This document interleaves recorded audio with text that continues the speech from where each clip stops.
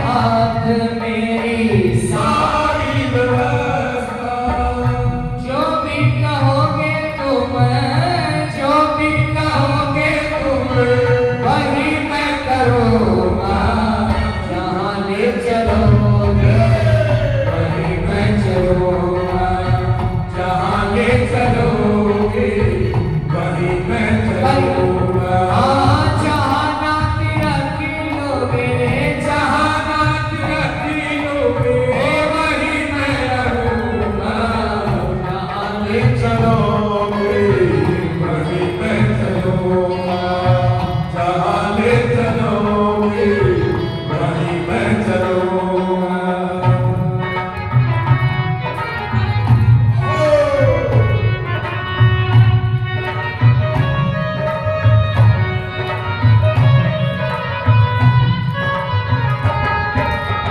राधे राधे।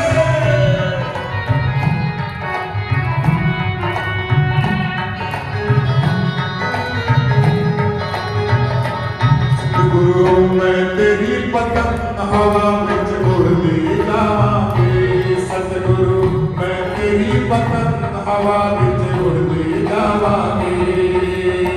मैं तेरी पतंग हवा में उड़ती जावांगी। ओ दाता मैं तेरी पतंग हवा में उड़ती जावांगी।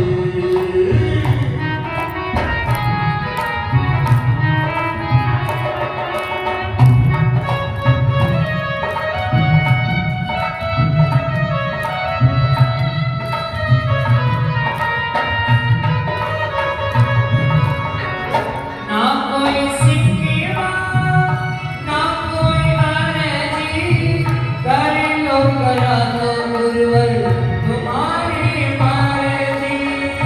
ना कोई सिक्किवा, ना कोई अर्जी, कर लो करा दो आपकी मर्जी। कहना होगा जो भी, कहना होगा जो भी, हाँ तुमसे कहूँगा। जाने चलो हरि बोल। वहीं मैं चलूँगा। जहाँ ले चलोगे वहीं मैं चलूँगा। सभी पुकारेंगे एक साथ। जहाँ ले चलोगे वहीं मैं चलूँगा। जहाँ ले चलोगे वहीं मैं चलूँगा। जहाँ नाक रखोगे, जहाँ नाक रखोगे, वहीं मैं रहूँगा। एक साथ। जहाँ ले चलोगे वहीं मैं चलूँगा। जहाँ ले चलोगे वहीं मैं चलूँगा। जहाँ नाक रखोगे, जहाँ नाक रखोगे वहीं मैं रहूँगा। जहाँ ले चलोगे वहीं मैं चलूँगा। जहाँ ले चलोगे वहीं मैं चलूँगा। जहाँ ले चलोगे वहीं मैं चलूँगा। जहाँ ले चलोगे वहीं मैं चलूँगा। जहाँ ले चलोगे वहीं मैं चलूँगा। जहाँ ले चलोगे वहीं मैं चलूँगा। बोलिए सद्गुरुदेव भगवान की। की जय हो। नाभाजी ने अपना जीवन, तन मन धन, अपना सर्वस्व गुरु चरणों में न्यौछावर कर कि गुरुदेव आप जैसे भी रखोगे आपकी मर्जी। महलों में रखो चाहे झोपड़ी में वास करो। अब महाराज ये भाव जब हमारे अंदर आ जाएगा ना, समर्पण का भाव, तब हमें भी गोविंद मिल जाएगा। मेरा सुमिरन गुरु करे और मैं करूं विश्राम। ये कब होगा? जब हम सर्वस्व गुरु चरणों में न्यौछावर करेंगे।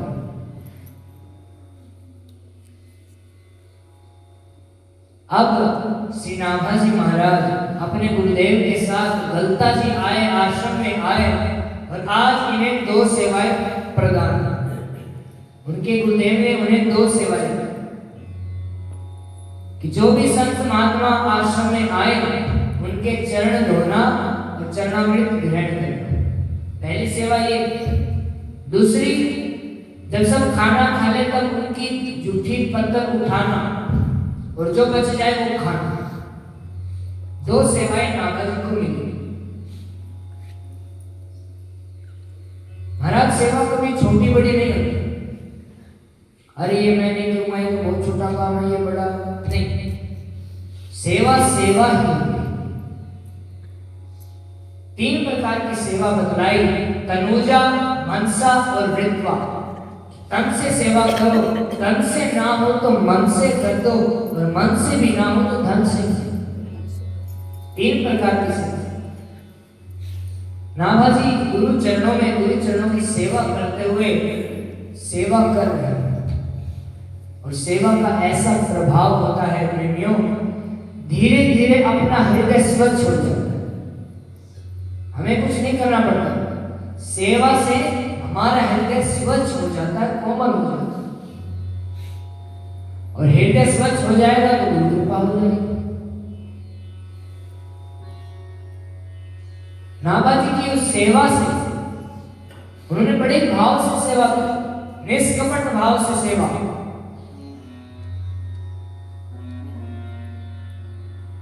सेवा से उनका हृदय स्वच्छ हो गया और गुरु चरणों की सेवा से उनके अंदर भक्ति ज्ञान वैराग्य अपने आप प्रकट हुए। गुरुदेव की उन पर ऐसी कृपा हुई कि एक दिन उनके गुरुदेव श्री अग्रदेव जी शयन कर रहे थे, लेटे हुए थे और नाभाजी अपने गुरुदेव को पंखा डुला रहे थे। गुरुदेव शयन कर रहे हैं और नाभाजी पंखे से हवा दे रहे हैं और गुरुदेव शयन कर रहे हैं। और हुआ क्या कि संत महात्मा, जब भी आप देखोगे कि जब भी कभी आराम करें तो ये मत सोचना कि हाँ सो रहे हैं, नहीं, वो उस समय में भजन कर रहे हैं, भजन में लगे रहे। आप अक्सर देखोगे संत महात्मा जो होंगे वो एकांत में हैं। हमारे दादा गुरु जी घंटों घंटों तक एकांत में बैठे रहते। उस समय संत भगवान से मिल रहे हैं, भजन कर रहे हैं।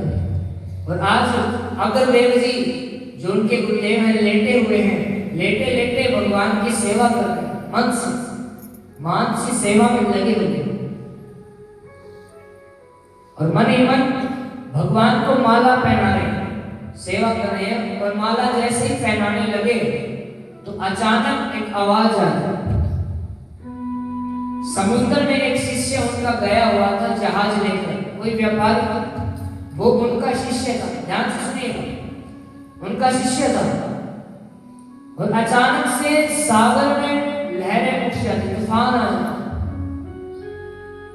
तो अब जो वो सेठ था वो अपने गुरुदेव से प्रार्थना कर रहा, गुरुदेव मेरी रक्षा करो समुद्र में, गुरुदेव मेरी रक्षा करो, बहुत तेज तूफान आया हुआ। अब गुरुदेव धर्म संकट में फंस जाते हैं कि पहले अपने शिष्य की रक्षा करो या भगवान की सेवा करो। तो ऐसा ग्रंथ में वर्णन है कि नाभाजी अपने पंखे की हवा सामने की तरफ कर देते हैं और कहते हैं कि उस हवा से वो जहाज किनारे पर आ जाता है। और नाभाजी कहते हैं कि गुरुदेव आप माला पहनाइए। जहाज तो कब का किनारे आ चुका है। अब तो गुरुदेव को बड़ा आश्चर्य, अरे कौन बोला, कौन बोला? तो नाभाजी हाथ जोड़कर कहने लगे, भगवान ये आपका दास बोला। अरे नाभा, तुमने मेरी नाभि की बात जान ली। अरे मैं मानसी सेवा में लगा हूं और तुमने ये जान लिया। गुरुदेव समझ जाते हैं कि इसके ऊपर बड़ी कृपा है। और प्रेमियों, आज अगर देव जी ने नाभा जी को आज्ञा देते हुए कहा कि नाभा तुम भक्तों की कथाएं लिखो,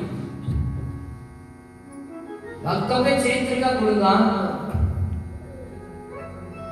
नाभा जी ने हाथ जोड़ दिया कि गुरुदेव आप श्रीमद् भागवत कथा कहते तो शायद मैं कोशिश कर लेता, आप राम कथा या जो भी कोई कथा कहते तो मैं उसका प्रयत्न करता, लेकिन भक्तों की कथा, भक्तों के भाव को मैं कैसे लिख पाऊंगा? गुरुदेव कहने लगे कि नाभा तुम्हें बस बैठ जाना है लिखने को, एक एक भक्त तुम्हारे सामने आएगा, अपनी कथा तुम्हें खुद सुनाएगा, तुम्हें बस लिखना है। और गुरु आज्ञा सिरोधारी नाभा जी ने किया और आज बैठे नाभा जी भक्तमाल जी की रचना कर। जैसे ही बैठे भक्तों का ध्यान करने लगे तो सबसे पहले भगवान के 24 अवतार प्रकट हो गए। 24 अवतार प्रकट हो गए। अब नाभा जी कहने लगे भगवान क्षमा करें, हमने आह्वान तो भक्तों का किया था और आप आ गए। भगवान कहने लगे नाभा जी आप बोल रहे हो, भक्तों से पहले तो मैं उनका भक्त हूं, मैं भक्तन को दास, भक्त मेरे मुकुट बने, मैं भक्तों का दास। और आप देखिए महाराज, जितनी हम भगवान की सेवा नहीं करते उससे कहीं गुना अधिक भगवान हमारी सेवा। पहले भी निवेदन किया था कि किसी के यहाँ भगवान नौकर बनकर जाते हैं, और सबसे पहले नाभा जी ने भगवान के 24 अवतार लिखे। उसके बाद पूर्वार्ध और उत्तरार्ध 2 भाग बनाए जिसमें भक्तों के चरित्र का लेखन किया। जैसे भागवत जी में श्लोक हैं, दोहे, उसी प्रकार भक्तमाल जी में 36 छंद। पहले तो प्रेम में ये नियम था कि भक्तमाल जी की कथा को शुरू से शुरू किया जाए, स्टार्टिंग से, कर्म से कथा का गायन होता था। लेकिन अब संतों की ऐसी कृपा हुई कि जहां जैसा माहौल हो वहां वैसे ही भक्त की कथा कही जाए। भक्तमाल जी की कथा का मात्र एक यही उद्देश्य है कि जनमानस को भगवान से मिलाना, उनको प्रेरित करना कि कैसे इन भक्तों ने भगवान को पाया, कैसे संतों ने भगवान को पाया। और श्री नाभा जी ने मंगलाचरण लिखते हुए एक ही दोहे में नमस्कार भी कर दिया, वस्तु निर्देश भी दे दी कि इस भक्तमाल में ये और आशीर्वाद भी दे दिए। तीनों चीज एक ही दोहे में नाभा जी लिखते हुए कहते हैं क्या?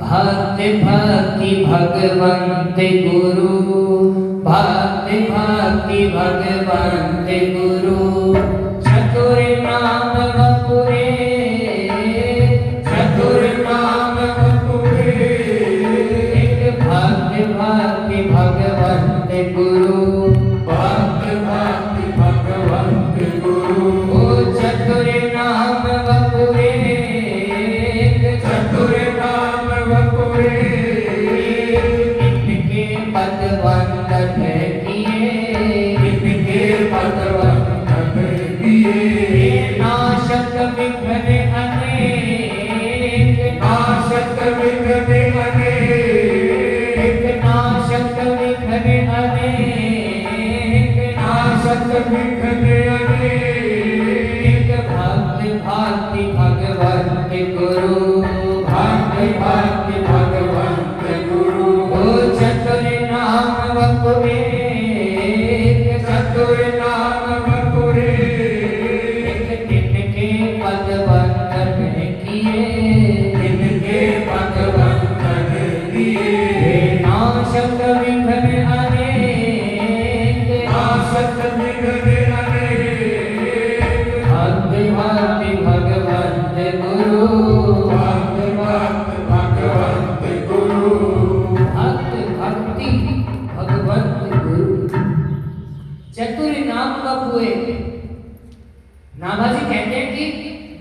में, भक्ति में और भगवत और गुरु यानी कि भगवान और गुरु में कोई अंतर नहीं, ये चारों एक ही।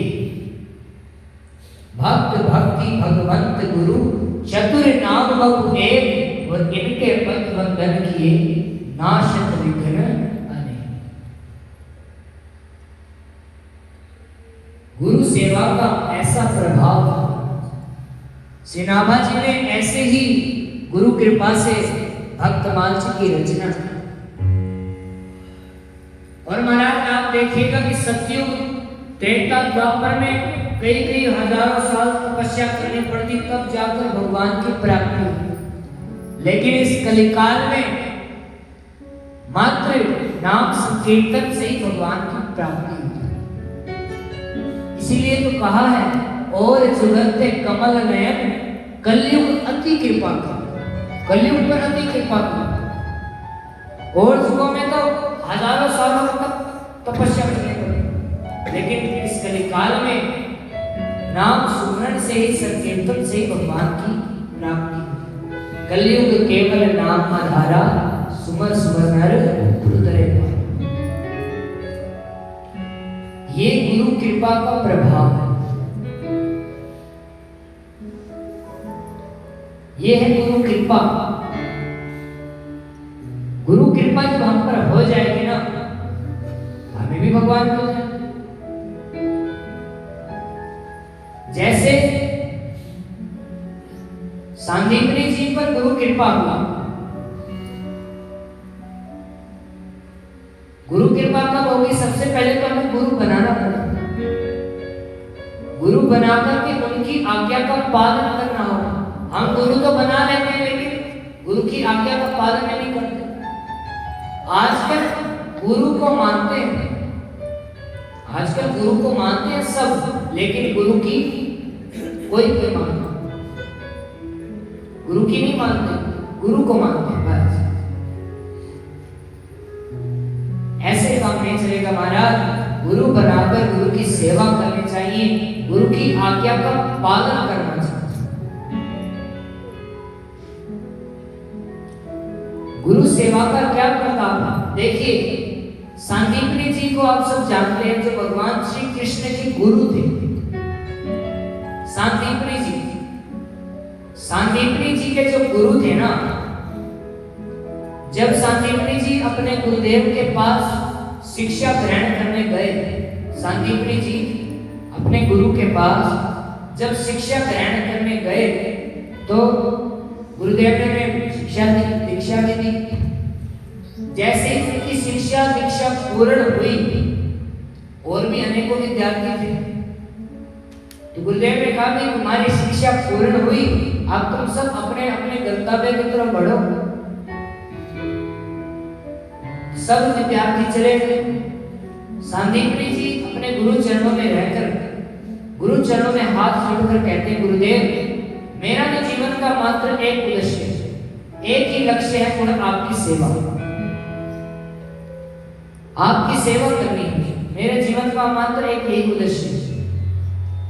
गुरुदेव ने कहा ठीक है भाई, रहो। गुरुदेव के पास अनेकों आते थे शिष्य, अनेकों विद्यार्थी आते, शिक्षा लेकर चले जाते, अनेकों विद्यार्थियों के समूह आते रहे जाते रहे, लेकिन सांदीपनी जी अपने गुरुदेव की सेवा करते, उनकी आज्ञा में रहे। और प्रेमियों, एक दिन गुरुदेव ने कहा, सांदीपनी एक समय ऐसा आएगा कि मैं मानसिक रूप से ग्रस्त हो जाऊंगा, मैं पागल हो जाऊंगा, तो तुम ऐसा करो, तुम चले जाओ। सांदीपनी जी ने कहा, गुरुदेव मेरा तो आपके सिवाय है ही कौन, मुझे तो आपकी सेवा करनी है। और प्रेमियों, वो समय, वो घड़ी आई कि गुरुदेव मानसिक रूप से ग्रस्त हो जाते हैं, पागल हो जाते हैं। ना उन्हें तन की शुद्ध, ना उन्हें मन, कोई भी उन्हें शुद्ध नहीं रहती, वो बिल्कुल पागल हो जाते हैं। जितने और शिष्य थे वो सब चले जाते हैं, अरे गुरु जी तो पागल हो गए, अब क्या सीखने को मिलेगा, चलो चलते हैं। धीरे धीरे सभी विद्यार्थी चले गए, लेकिन सांदीपनी जी अपने गुरु चरणों में ही रहे और उनकी सेवा करो। महाराज समय तो आता ही जाने के लिए, समय बीता, गुरुदेव वापस से ठीक हुए। गुरुदेव ने देखा कोई भी नहीं, पहले तो भीड़ लगी रहती थी और अब कोई भी नहीं। वहां पर एक ही थे, कौन? सांदीपनी जी। गुरुदेव ने कहा, सांदीपनी तू नहीं लाया? सांदीपनी जी हाथ जोड़कर कहेंगे, गुरुदेव मेरा आपके सिवा कौन है, कहां जाऊं, मेरे तो आप ही सब कुछ। गुरुदेव बड़े प्रसन्न हुए और कहने लगे सांदीपनी जी से कि तुम्हारे अंदर गुरु बनने के लक्षण हैं। और सांदीपनी जी को आशीर्वाद देते हुए कहा कि जा, तुझे भगवान का गुरु बनने का गौरव प्राप्त, कि जा तुझे भगवान का गुरु बनने का सौभाग्य प्राप्त होगा। भगवान का गुरु, संतों की कृपा और गुरुजनों का तो वचन ही होता है महाराज। और आप देखिए भगवान श्री कृष्ण मथुरा से चलकर कहां, उज्जैन में जाकर सांदीपनी जी से दीक्षा लेते हैं। ये है गुरु की सेवा का प्रभाव, ये है गुरु कृपा। आजकल गुरु को हम बना लेते हैं लेकिन उनकी मानते नहीं। गुरुजी थोड़ा सा धमका दे, ओ गुरुजी ने मुझे ये कहा, तो कहा कैसे?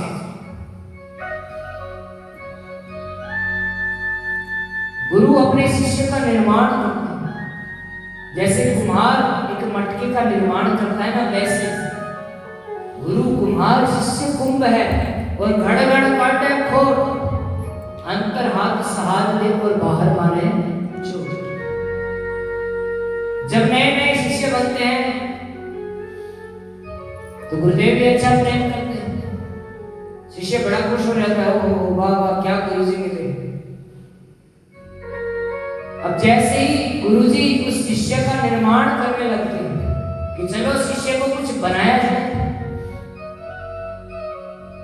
जैसे ही कसौटी पर रखते हैं तो शिष्य डगमगा जाता है, अरे ये कैसे गुरु। और आजकल तो महाराज बड़े स्मार्ट शिष्य होते हैं, होशियार। एक गुरुजी के पास दो शिष्य थे महाराज।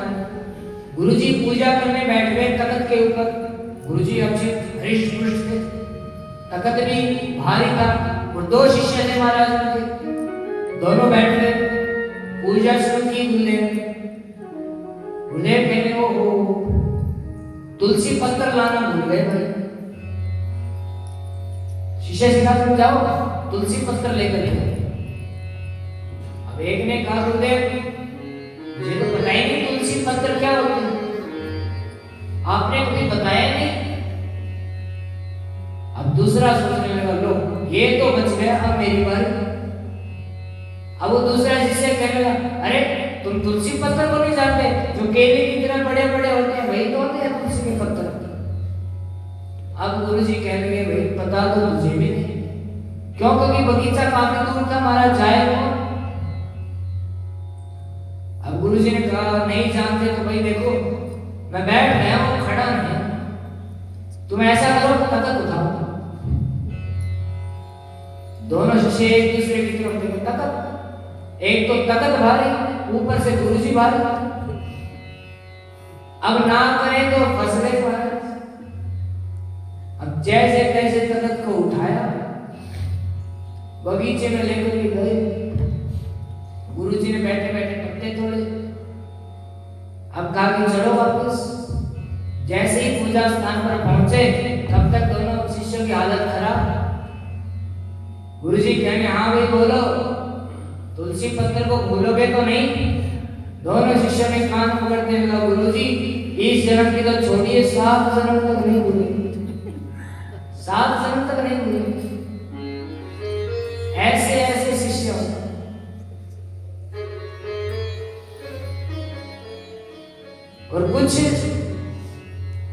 शिष्य ऐसे होते कि गुरुदेव ने कह दिया कि ये कार्य ऐसे हैं तो वो कार्य ऐसे हैं। गुरुदेव ने दिन में कह दिया कि रात है, हाँ गुरुजी रात है।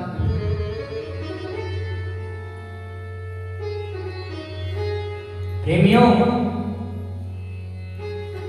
गुरु गुरु गुरु नहीं बल्कि भगवान है।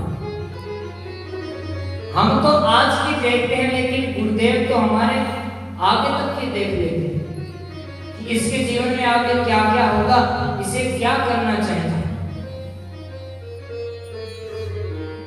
गुरुजनों के पास जुक्ति मुक्ति युक्ति सब कुछ होती, वो लेने वाला होना चाहिए, पात्र बनना पड़ेगा।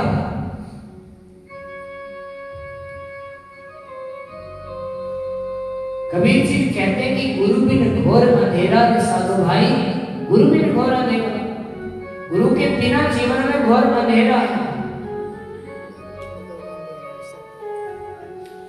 सबसे पहले तो हमें जीवन में गुरु बनाना, उनसे नाम दीक्षा लेकर उनकी आज्ञा का यथावत पालन करना। और प्रेमियों, गुरु की आज्ञा का यदि आप यथावत पालन करोगे, चाहे आपको कुछ भी ना आए, गुरु जी ने कह दिया कि ये कार्य ऐसे है, ठीक है गुरु जी। एक बार एक शिष्य था मेरा, तो वो गुरु जी के पास रहता है। अब गुरु जी से वो बड़ा प्रेम करता था, ज्ञान उसे इतना नहीं था, लेकिन गुरु से प्रेम इतना था कि पूछो। प्रेम कैसा कि गुरुदेव को जब तक देख ना ले तब तक उसका दिन शुरू नहीं होता। गुरु चरणों की सेवा और गुरु का दर्शन उसे बड़ा प्रिय थे। केवल गुरु गुरु बस। और भी अनेकों शिष्य थे। तो एक दिन गुरु जी को कहीं बाहर जाना, तो गुरुजी जैसे ही जाने लगे तो वो शिष्य चरणों में गिर गया। गुरुजी, मैंने तो आपको ही सर्वस्व माना, आपके दर्शन के बिना तो मेरे दिन की शुरुआत ही नहीं होती, और आप जा रहे हैं। तो निकट ही श्री गंगा जी बह रहे थे। तो गुरुजी ने कहा, अच्छा ये बात है तो तुम ऐसा करो, गंगा जी को अपना गुरु मानो। क्या करो? गंगा जी को अपना गुरु मानना। गुरु की आज्ञा सिरधारी। अब वो शिष्य गंगा जी को अपना गुरु मानने लगा, क्योंकि गुरुदेव की आज्ञा थी। अब तो दूर से पूजा पाठ करें महाराज, गंगा जी की आरती करें, गंगा जी में कुएं के जल से स्नान करें। क्यों? क्योंकि गंगा जी तो उनके गुरु है। गुरु है तो आप उसके अंदर अपने पांव थोड़ी ना रखें। तो और शिष्य जो थे वो देखते कि अरे ये कैसा शिष्य है महाराज, कुएं के जल से स्नान करता है, गंगा जी में स्नान नहीं करता, कहीं ये गंगा जी को अपवित्र तो नहीं मानने लगे। सब शिष्य ऐसी टिप्पणी करते रहते। एक दो दिन बाद जैसे गुरु जी आए, सब शिष्य पहुंचे गुरु जी के पास। गुरु जी ऐसी ऐसी प्रक्रिया करता है, ये गंगा जी को अपवित्र मानता है, ये शिकायत की लिस्ट बना। अब गुरु जी तो सब जानते थे माना।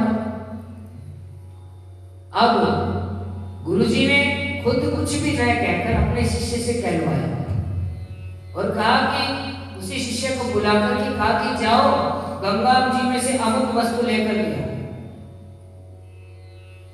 कोई वस्तु होगी गंगा जी के अंदर, कहा कि तुम जाओ वो वस्तु लेकर लिया। अब वो शिष्य धर्म संकट में पड़ गया महाराज। मैंने तो गंगा जी को गुरु मान लिया था, और इधर गुरु की भी आज्ञा है, यदि गंगा जी में पांव रखूं तो भाव की हानि हो जाएगी, और गुरु की आज्ञा ना मानूं तो ये उससे भी बड़ा अपराध हो जाएगा। अब तो नेत्र बंद करके वो जैसे ही शिष्य गंगा जी में अपना पहला चरण रखता तो बंधुओं वहां पर कमल पुष्प प्रकट हो जाता, कमल पुष्प प्रकट हो जाता, और वो शिष्य उन पर चलकर वो वस्तु लाकर गुरु चरणों में। और गुरुदेव उस शिष्य को अपने हृदय से लगा। ये है गुरु की कृपा। जैसे सबरी जी ने गुरु की मानी, प्रेमियों 77 वर्ष तक उन्होंने अपने गुरु की आज्ञा का पालन किया। उनके गुरुदेव कह करके चले गए पतंग मुनि जी कि सबरी इस रास्ते से राम आएंगे, तुम्हें कहीं नहीं जाना, तुमसे मिलने खुद राम आए।